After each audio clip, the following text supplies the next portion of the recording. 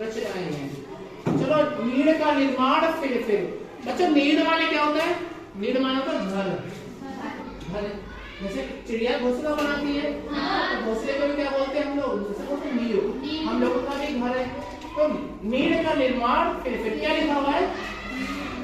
प्रस्तुत कविता में कवि के जीवन का उल्लास और उत्साह। कवि के अंदर क्या है? उल्लास है, उत्साह है। इसमें कवि ने जीवन की कठिनाइयों से लड़ने और सब कुछ नष्ट हो जाने पर फिर से नया निर्माण करने की प्रेरणा दी है। नीड़ का निर्माण फिर नहे का आह्वान फिर बोलो मेरे साथ। नीड़ का निर्माण आंधी की नभ से वह उठी आंधी की नभ से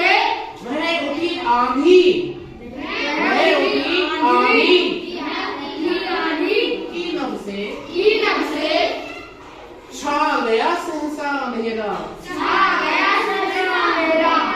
छा गया सहसा अंधेरा।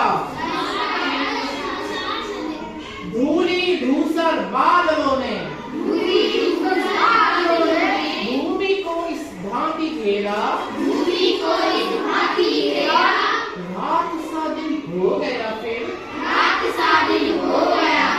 रात आई और काली। लग रहा था अब ना होगा सवेरा। अब ना होगा सवेरा। इस निशा का फिर सवेरा। रात के उत्पात भय से भीत जनजन भीत कड़कड़। किंतु प्राची से उषा की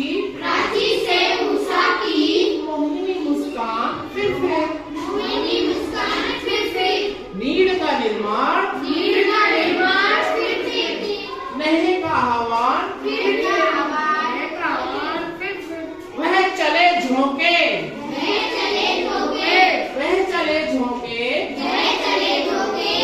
कि कांपे भीम कायावान भूधर। जड़ समेत उखड़ उखड़कर गिर पड़े टूटे बिटक भर। हाथ तिनकों से मिले अरे घोंसला पर क्या न बीती। डग बगाए जबकि कंकड़ ईंट पत्थर के महल पर। किस जगह पर तू छुपा था? जो गगन पर चढ़ उड़ता गर्व से निज वश पर फिरते। नीड़ का निर्माण नहे का आह्वान। कहने का मतलब ये है कि बेटा कभी भी हिम्मत मत हारो। चाहे कितनी तकलीफ हो, चाहे तुम्हें लगे कि कुछ नहीं हो सकता। ऐसा लगता है ना कितनी परेशानियां।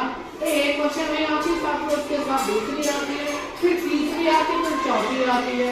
क्योंकि टेस्ट लिया जाता है। ईश्वर हमारे क्या लेते हैं? टेस्ट, परीक्षा लेते हैं हमारी। अगर हवा सोने को तपाते हैं ना, आग में कभी तो सोना चमकता है, तो ईश्वर कहते हैं कि बेटा तुम लोग को देखे तो हम कि तुम लोग क्या है, तुम्हारी कंडीशन, कितनी परेशानियां हैं, तुम्हें घबराना नहीं है। फिर मैंने वही बोला कि हिम्मत मत हारो। नीड़ का निर्माण फिर अपने अंदर उत्साह लाओ। कितनी परेशानियां कहीं नहीं हो रहा